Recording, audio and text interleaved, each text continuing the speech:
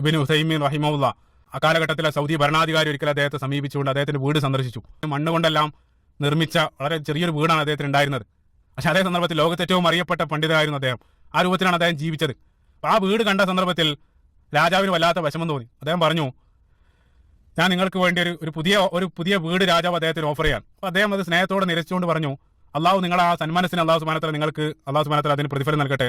ഞാൻ ഏതായാലും എനിക്ക് വേണ്ടി നല്ലൊരു വീട് സാലിഹിയ എന്നറിയപ്പെടുന്ന, അതായത് സൗദിയിലെ ഒരു ഭാഗമാണ്, ആ സാലിഹിയയിൽ ഞാൻ എനിക്കൊരു പുതിയ വീട് നിർമ്മിക്കുന്നുണ്ട്, നിങ്ങൾ എനിക്ക് നിർമ്മിച്ചു തരേണ്ട എന്നുള്ളതാണ് ഈ പണ്ഡിതന് രാജാവിന് നൽകിയ മറുപടി. പുതിയ വീട് നിർമ്മിക്കുന്നുണ്ടെങ്കിൽ ഞാൻ എന്നാൽ നിങ്ങൾക്ക് വേണ്ടി ആ വീട്ടിലേക്ക് എന്തെങ്കിലും ഒരു സാധനം എൻ്റെ സഹായമായിട്ട് നൽകട്ടെ.